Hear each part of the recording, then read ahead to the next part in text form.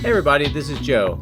Thank you for watching my Giga Texas construction update video. Hey everybody, it's Joe. I'm back out at Giga Texas, and this is a momentous day, not only for the United States with the presidential election yesterday and the results that we're hearing today, but also for Elon Musk and his companies, because he took a strategic kind of risk by supporting President Trump. And he did this because he looked at the strategic forecast, and I think he believed that not only for the United States, but also for his companies and his vision, this was the best course of action. And I think that we're going to see an incredible 2025 coming up, not only because of his support for the new administration and likely role within the administration, but also because of all of the great preparations that Tesla has made here at Giga Texas and elsewhere to prepare for a big 2025 with new products, additional production capacity, and more. So anyway, congratulations to President Trump. Congratulations to the United States for having an election that is undisputed, both popular vote and the Electoral College, so it puts to rest a lot of uncertainty. And also congratulations to all of Elon Musk's companies looking forward to 2025. Now, one other thing I do want to talk about that has to do with a little mystery here at Giga Texas. Well, for those of you who saw my previous video, you know that there was a bit of a mystery at the outbound lot at Giga Texas, and that was that pretty much all of the vehicles, certainly all of the Cybertrucks, were missing. And as you can tell, this is a stark contrast to what we have seen in the past. It's even got the attention of Drive Tesla Canada, where they put this post of my images. However, it's not a conspiracy theory. It's actually a big deal. The big delivery event for Cybertrucks in Canada was kicked off on Monday, the 4th of November. You can see a lot of Cybertrucks up in Canada, many different events for the delivery for the customers that were held all over the site. Thanks to Blue Sky Kites here, we get a view of some of the activity at some of the various delivery locations. A lot of people, drones, light shows, and just a lot more events that really helped kick this off. Congratulations to all of the new Canadian Cybertruck owners. Outstanding, and I'm very happy that you've got your Cybertrucks. So now, without any further ado, I would like to get into the drone. Let's fly around and see what Giga Texas looks like today.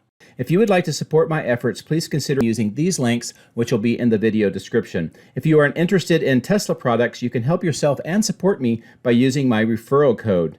Don't forget to hit the like and subscribe buttons on my YouTube video, as this helps as well. Thank you. My drones are ready and raring to go. Let's go flying over Giga Texas.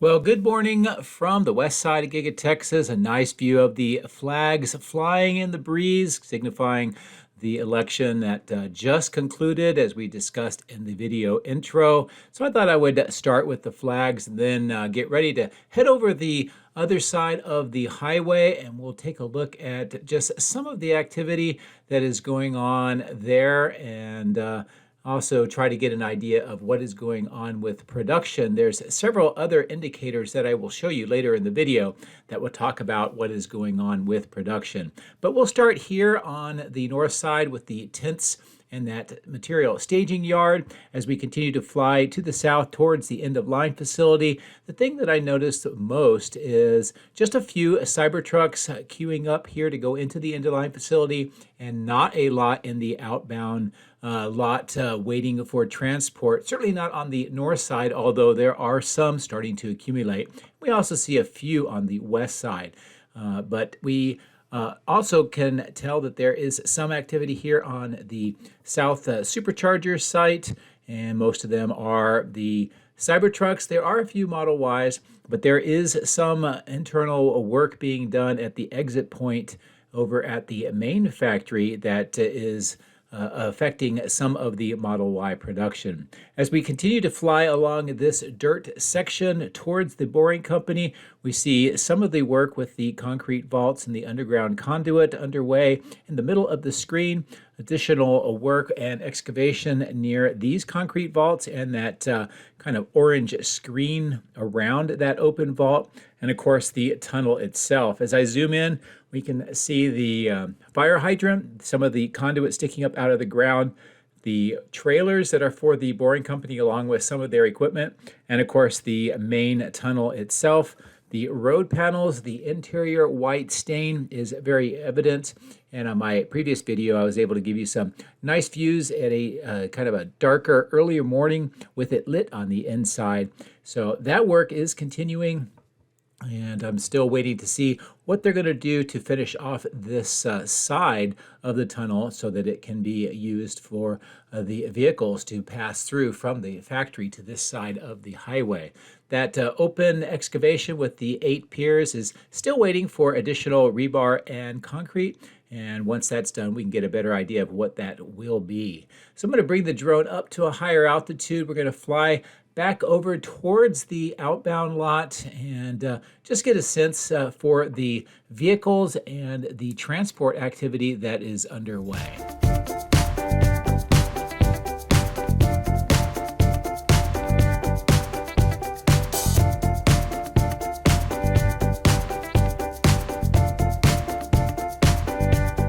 Stopping here at the material staging yard, good look at some of the kind of that silver items. Those are racks for cables, electrical cables, most likely associated with all of the spools of cable that we see here. And of course, all of these transformers. Now, there is a development at the south end of the electrical switch yard that may be related to either these or the other set of transformers up at the top of the screen. I did notice that there is some unpacking going on here. It looks like it may be more of those cable trays being unloaded at that point. And that just signifies we're going to see a lot more cables being run. Now, in this section, what's interesting is all of the parts for this smaller stamping press, the AP&T press, have been prepared for installation. And we will see here a little later in the video, at least one of these being prepped for movement inside the stamping machine section on the east side of the factory. So maybe we're going to start seeing a lot of this moving and being installed soon. There is a lot more of those wooden crates and those silver wrapped items being stored in this section as well. As I cross over the power lines and come to this staging yard, we do see some more excavation work with this large pile of dirt, some of the steel corrugated pipes on the right-hand side of the screen, and some of the steel that's being used on the inside of Giga Texas to build out more of that production capacity on the ground. Now, these are those transformers that I mentioned, the second set. There are now 80 of these, and those are for battery storage, so it could be related to a new Megapack site. And again, we'll see that at the south end of the electrical switch yard here later in the video. But as I pull away, a great look at that triangular material staging yard and how it looks today. Also on the south side of the River Road, more of that excavation work that's associated with conduit. Looks like there's a gravel road around that large power pole and additional excavation work for that conduit on the bottom left of the screen. So let's get ready to cross back over the highway and we'll resume on that side.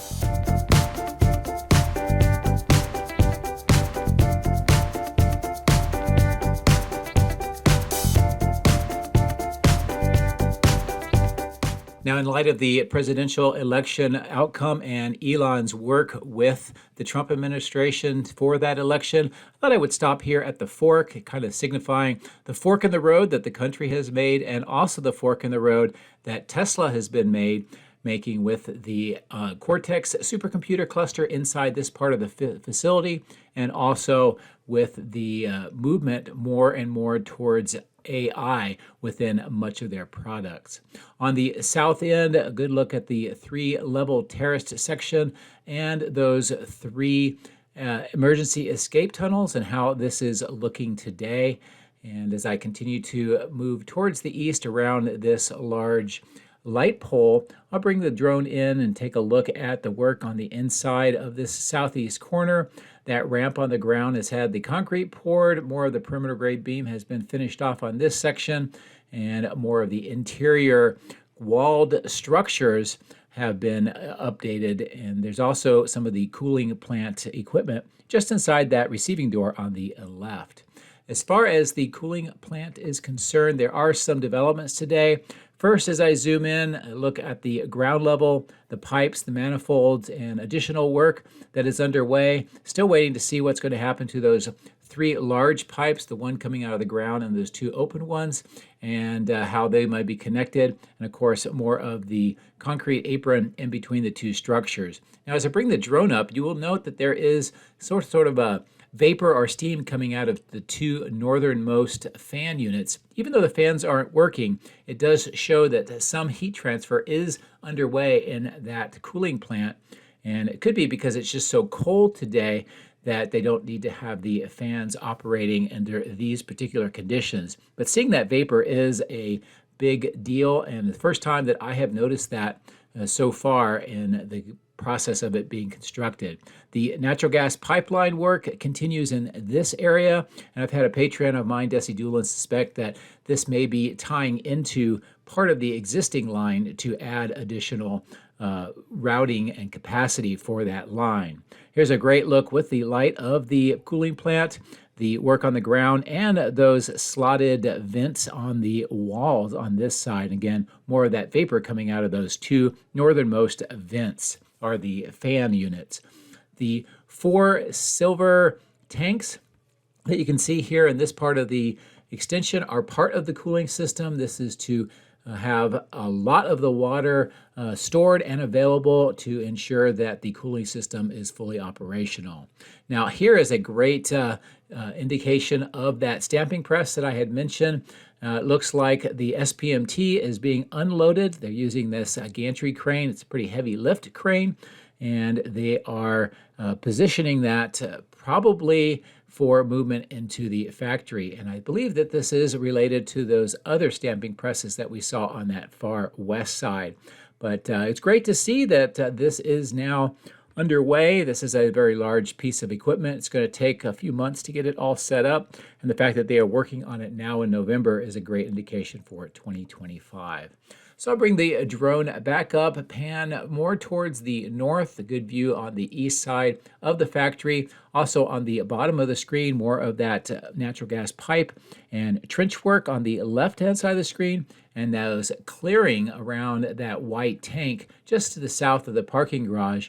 Looks like there's additional work being done further to the east in that middle center of section of the video.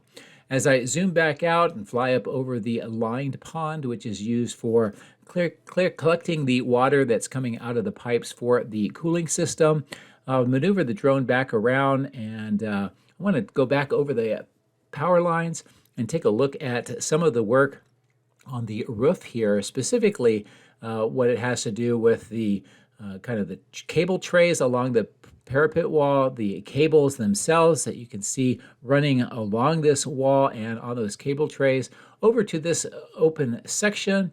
And then we'll see kind of a manifold, if you will, with the wires that are being sorted and routing into this structure. This is part of the power upgrades that will be supporting the Cortex computer system. And on the northeast side, we'll see some similar work as they are finishing up adding all of those cables along the full length of the entire structure. As I come back down to the south side, it's a nice view of that emergency exit tunnel. Also, the roadway that's getting prepared on that top layer of that terraced section, and much more of the glass and the crates This is being installed onto the west side, as you can tell, of the factory. In fact, we can see that kind of counterbalanced yellow lifting device with the suction cups is getting ready to pick up another one of those very large panes of glass for installation. It looks like they're getting very close to that angled portion of the building now too, so the glass panels should start getting smaller and smaller as they go along that route. But this is a great view with a sense of scale with the workers of just how large all of these items in those glass panes truly are. Speaking of the glass panes, this is an interesting intersection between the new glass on the right and the old glass and that window line on the left. It doesn't quite match up. As you can tell, the new glass is about twice as high. I'm not sure how they're going to bridge this together. They may take off some more of the wall panels and do some sort of treatment so that it looks a little bit less abrupt in that section. That'll be something I'll continue to watch as time goes on. I did notice on this section where we've seen a lot of the wooden crates arriving with equipment going into that opening with the ramp, that there's a lot more of those crates today. And that work is continuing. As we continue to fly further to the north along the west main entrance, take a look at the base of the flagpoles and some of the landscaping that it continues to be done here. And it looks like that may also be AstroTurf around the base of the flagpoles. I want to stop here because there's some developments. This is the exit point for the Model Ys. There used to be 2 of those black ramps and 2 of those openings. We can see here that the 2 more have been saw cut, and it looks to me like they're redoing the perimeter grade beam to make these into receiving doors, similar to what we see on the left in that W50.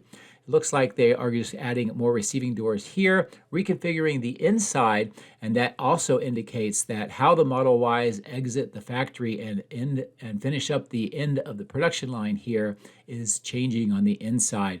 And that is consistent with some of the permits that we've talked about recently, and also some of the information that Tesla has given us about preparing for production for the new models in 2025. In this section with the dirt, not a lot of change. The biggest area they're working on is the stairs for those doors, and that house also has not changed much in the last several days. As we pass over the battery can recycling portion of the 4680 cell portion of the factory, I did want to stop here at this tank. There is a new permit. It talks about a nitrogen tank being added to the 4680 cell production portion of Giga Texas. I believe that is what this tank is, and that is also consistent with the nitrogen deliveries that we have seen to this part of the factory. As I bring the drone up to the roof, just taking a look at the new ductwork, fans, and other items that have been installed here. Again, this is associated with the added production lines to the 4680s, bringing the total number to 8 inside. And those should be in production, or at least very close to production, very soon, as Tesla had mentioned that was their goal by the end of this year.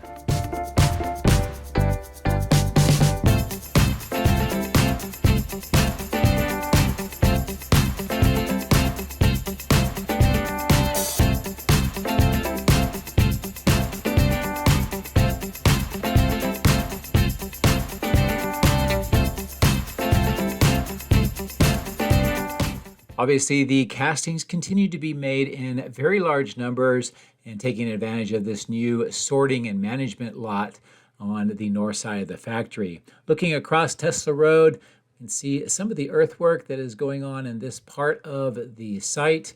And we'll come back and see a little bit more later where possibly a new Megapack site is being prepared. But as I turn back to the factory, a great look at all of the castings that are stored on this north side. And as we get to the northeast corner of casting, I'll pan back along the north side, get a look at the receiving doors and those cooling units. And then here with this crane, I'll bring the drone up a little higher. This is that new temporary platform with the spools of cable. This is that additional cable that is being run here that connects to the cable already run along the parapet wall all the way down to the Cortex supercomputer cluster. This structure is most likely associated with the furnaces inside and maintaining and managing some of the equipment that is responsible for working with the molten aluminum as they recycle that from the castings. And that is why there is a blast wall underneath this structure. The baghouse filtration plant continues to have pipes and other equipment installed. It looks like they are also working on preparing for more equipment to arrive and be installed into this tall superstructure that we see here in the middle of the screen. And of course, good views of more of the pipes, those kind of the centrifugal strainers that you see and those cones in the middle of the pipes, and then the filtration units here on the south end. As I fly along the parapet wall, this is a good look at the cable trays that are associated next to them, and also how they branch out here next to the platform. You can see the crews pulling the cables off of that spool on that temporary platform, and they are getting ready to continue this work to connect the cables on this side of the factory that go underneath the ground over to the electrical switchyard, and then of course all the way to the south to that Cortex supercomputer cluster. As I work my way around the power lines, I'll give you a good look into this steel structure. Again, this is part of maintaining and managing some of the furnaces and the equipment that are associated with the furnaces. There is that blast wall in the right-hand side of the screen, and more of the equipment getting ready for installation. Also a great ground level view of the baghouse filtration plant and how it is coming together on the ground floor with some additional tanks and the pipe units. I'm going to continue to fly to the south along the power lines and take a look at some of the activity here along the east side of the factory, and this section with the concrete where they have decided it looks to be using it for some of the equipment and vehicle storage for right now. The old testing and calibration lot has just a few Cybertrucks in it on the left-hand side of the screen. And of course, the helicopter pad, as a reminder, the vehicles on the right-hand side are employee vehicles using the chargers that are made available by Tesla. As I continue to fly to the east side of the parking garage, we can see that that privacy fence is still on the ground floor, and that is where they are testing out some new products for the production sometime in 2025. I'm going to use this opportunity also to pull well away to the east, give you a good view of the overall look of Giga Texas from this vantage point and downtown Austin in the upper center of the screen. And of course, here is more of the materials, some of the workshops, and other equipment that is stored on this far east side. And as I continue to maneuver the drone around, we can see that West Warehouse on wheels with all the trailers. Again, more of the recycling bins, those green bins on the bottom of the screen. The trailers that are used for the contractors doing the construction.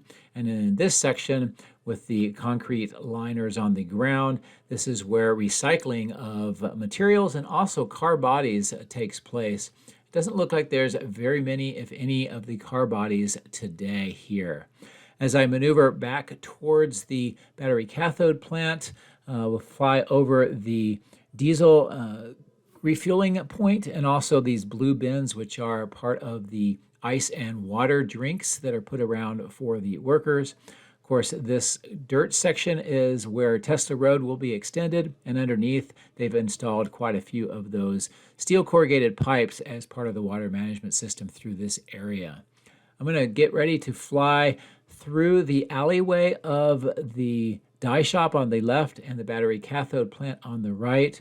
And there are a few things that I would like to point out today. The first of which, it appears that there is some servicing going on for these tanks. You can see the truck on the bottom, some of the workers in the hazmat gear, and some of the pipes that are being connected to provide that service. We also can tell that the rental equipment, the generators, and the portable cooling units were all removed on my previous video, and that has not been changed since.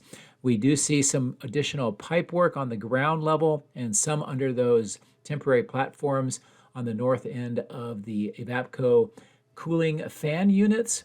But it also looks like there's still room for expansion where all of these pipe sealed caps are located, kind of projecting up to the north and that dirt section. So that's something we'll continue to watch and see if that expansion work continues either later this year or in early next year.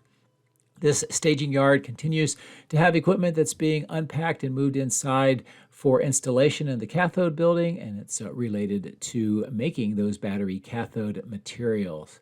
And of course, a great look at this entire west side, how it looks today. A lot of the employee vehicles parked and more on this side. So it shows that there is a lot of activity going on inside this structure, even though it's hard to tell for sure how much and what they are working on.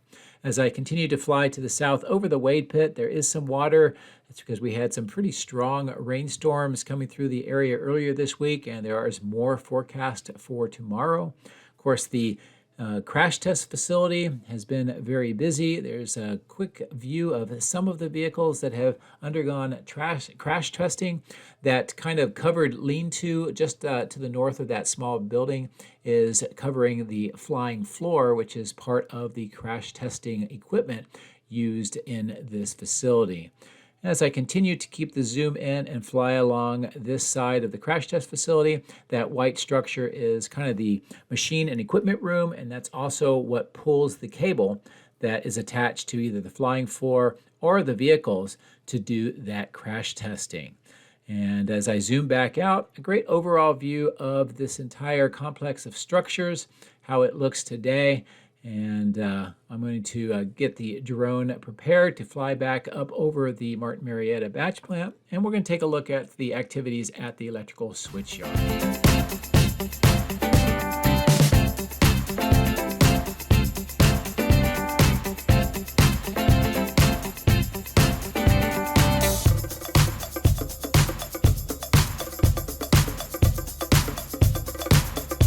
Most of the work done here is to prepare the electrical system to be able to handle the power needs of the Cortex supercomputer cluster. It'll be about 150 megawatt at the end of this year, early 2025, but that will build up to 500 megawatts of power requirements towards the end of 2025. Now, all the footings that we see here are for the A-frame structures, as well as some of the steel structures, very similar to what we see at the top of the screen. Of course, the slab and catch basin, plus additional trench work, is being done to prepare for that third transformer.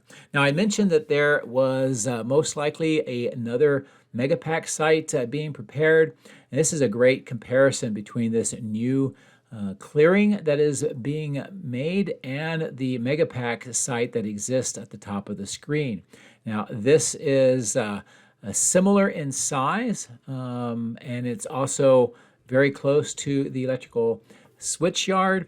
And as we saw with the recent video about xAI's Colossus supercomputer cluster, we know that they are using a lot of Megapacks to ensure that the power needs and micro fluctuations of that energy are managed, and Megapacks are the best solution for that. So that's why I think we may be seeing yet another Megapack being installed at that location. So definitely something worth monitoring. So overall, that's a quick look at Giga Texas here on this Wednesday. Thank you very much for watching. I appreciate it. Have a great rest of the week.